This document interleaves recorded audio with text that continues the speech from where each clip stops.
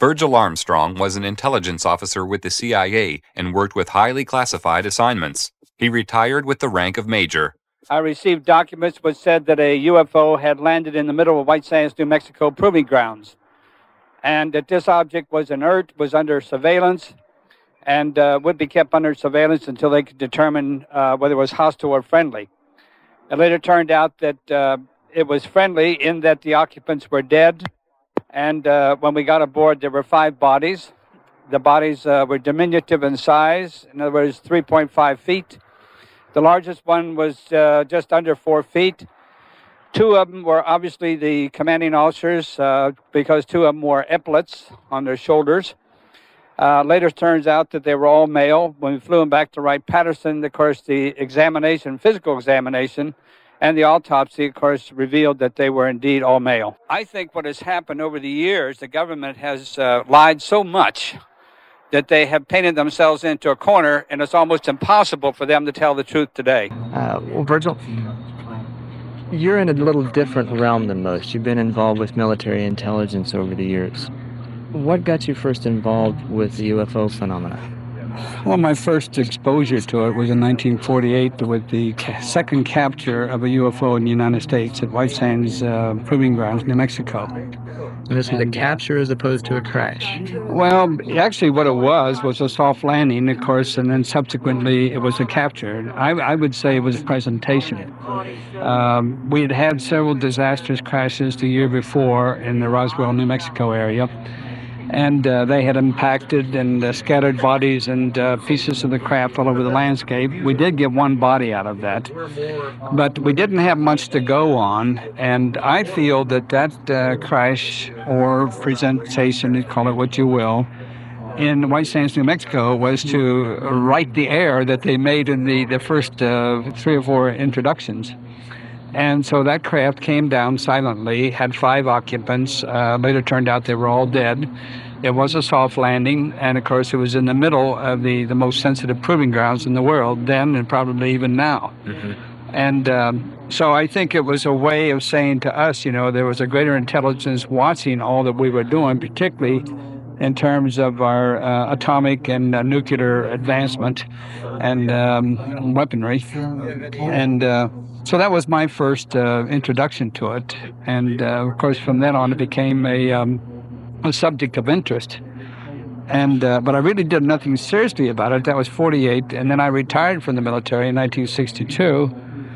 And some years later is when I took it up as a full-time pursuit to research it and to delve into it, and particularly from a spiritual aspect, to see what more I could find out about it. What did you find out about it? What's the essence of what you found? Well, the essence, after all these years of research, is that they are us and we are them. And, and there's really no great mystery. As I said the other night, it's no longer UFO, it's IFO. It's an identified flying object. There are a few unanswered questions, although we have some pretty good surmising conclusions. For instance, we know today that many of the craft are those owned by the United States or now Russia or possibly South Africa. Now, being involved with military intelligence, why has this involvement occurred without the public's knowledge? Well, it started out in 1948. I asked the same question. At that time, of course, it was top secret. It should have been. I had to agree with it. But I asked my commanding officer at that time... Look what War of the Worlds did. Yes, exactly. Well, that's exactly what he said. I said, look, why isn't this being given to the public? I think they have a right to know. Well, first of all, I was told as a military officer to mind my own business by my superior, and I was not happy about that, and he saw I wasn't. He says, maybe you deserve an explanation. He said, the reason is we don't want another Orson Welles scare, invasion from Mars, that same thing. Well, it had some validity in those days, and I accepted it with tongue-in-cheek, although I didn't agree with it, Being a military officer, though, I had to, of course, conform. Not rock the boat. Yeah, right. And so I didn't.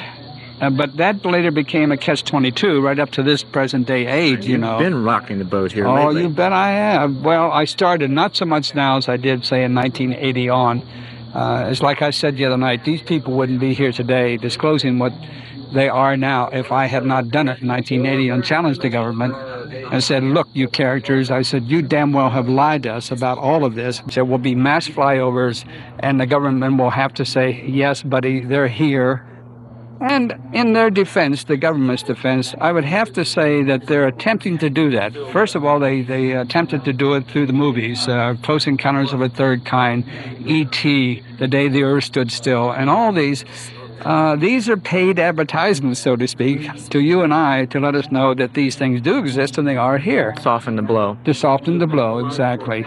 And now on TV, every time you turn on the TV, you got a program on crop circles or UFOs or something like that. Major stations are now carrying it more and more every day. So I think this is also a step in the right direction. But there has to be a creditable explanation and release by the government in the very near future in order to satisfy the people's... Clear all this mess up once and for all. Exactly. It has to be done. You have been with the CIA, is that right? At one time, yeah. Yeah, how long? 9 years. 9 years. People say once CIA, always CIA, so they believe you couldn't say what you say if you were, or you have been with the CIA. How can you say these things about what the CIA doesn't want people to know? Well, of course, I don't tell a lot of things that I know, and I never will. You know, I still keep an oath of security up to a point. But when it came to UFOs, I said somebody has to speak out, you know, and it wasn't directed towards the CIA. It was directed towards the U.S. government and world government. Mm-hmm. And that's when I, in 1980, broke security. You quit before that? What happened? Why did you quit, or why did you? What happened at the CIA that you said that has to go? I had enough. I was 3 times in Vietnam, and of course I was associated also with them in Vietnam. And I just saw the futile future to the whole thing, and I said, you know, I've had enough of this. Mm-hmm. You know. I had already been in wars, beginning with the Second World War, the Korean War, Civil War in China, 3 revolutions, 3 times in Vietnam, mm-hmm. and you know, on and on and on. Was enough. It was enough, right? And so I wanted out. And but you didn't see UFOs in Vietnam or something, or did you? Not in Vietnam, no. But I was in on the capture of the second UFO in the United States in 1948. The most famous capture, though, of course, was Roswell. And that was a Roswell incident. And that was in 1947, the year before I was involved.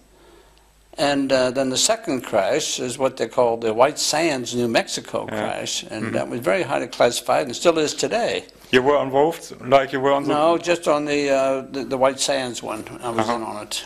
But I know a lot about, of course, about the Roswell thing, what happened there and so forth. You had files from it or something? Yes, mm-hmm. right. And, of course, I was always in intelligence and what they call G2 or CIA. Or mm-hmm.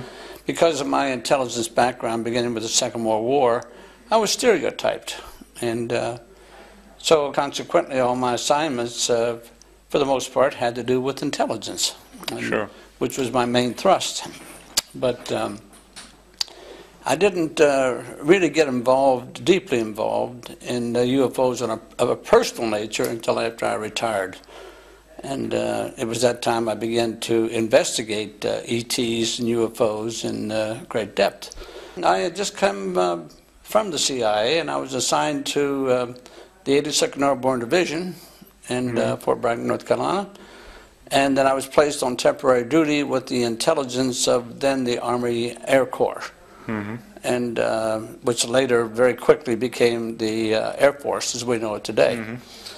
But it was during that time that I received what we call fax today. It was a Twix. Came across my desk, and of course I was G2 Air. Now G2 Air has to do with all intelligence having to do with strange things in the air, you know. Phenomena. Phenomena, yeah, exactly. Mm-hmm.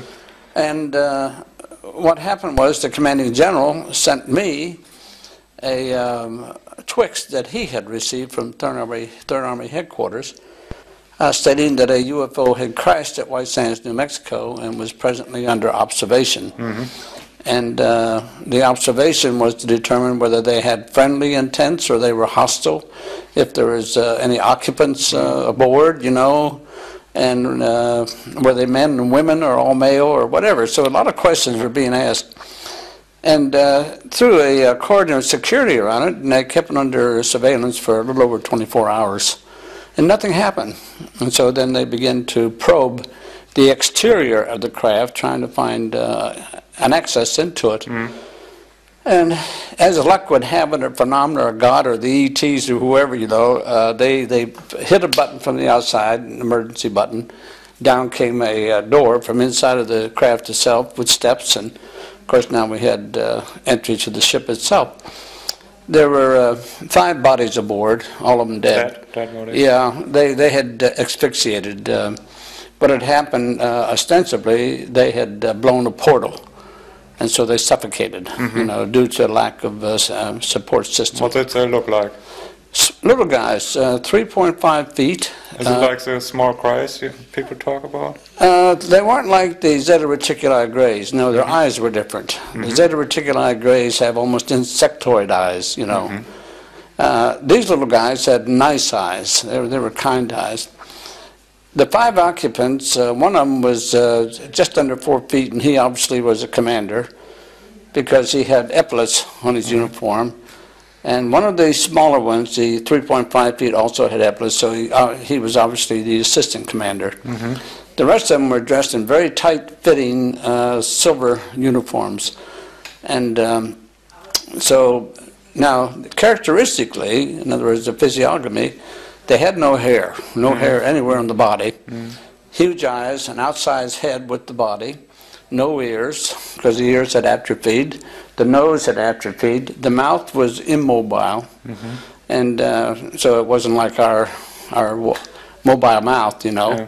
So obviously they communicated with telepathy, and so the bodies were taken off of the craft, and they were flown back to Wright-Patterson for examination. And Wright-Patterson Air Force Base. Yeah, That's right, in Ohio. Ohio. And of course, they had very great difficulty getting the uniforms off of them. They couldn't cut it. They tried scissors. It's not like it was a material that we didn't know. Nothing like here on the globe, I should say. But they couldn't cut it with scissors, and yet it was thinner than a newspaper page.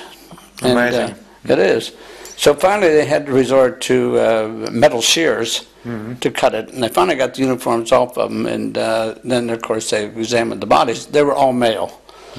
They had male organs, genitals and what have you, but again, like the ears and the nose, it had atrophied due to non-use, you know. They were no longer sexual and didn't need the ears to hear and all that, so they were different from us, but they were nice little guys, really. Did they find out where they came from? They did, but I never learned. It never was reported, of course, in the Twix. But I do know they were good at that time. And my personal opinion about that whole thing was in the first attempt to tell us that they were here, which was a Roswell incident, that Roswell crash was caused by radar. Yeah. And brought the ship down. Yeah, well, they wasn't prepared for the wasn't prepared for the new radar, and they couldn't read, for instance, their altimeter because they impacted with the ground and scattered over about 10 acres, you know. Out of that, of course, the Roswell incident, we got one live body. And that was earlier than White That was Sands. 1947, Yes. right. And 1948 is the crash that I was in on. Is the same kind of ETs like that in White Sands? They were the same, So Roswell were not the Greys. No, they were not the Greys. So you say that were nice. You call them nice. I call them nice, benevolent, in other words. Yeah. And In Roswell, they found one alive. yeah.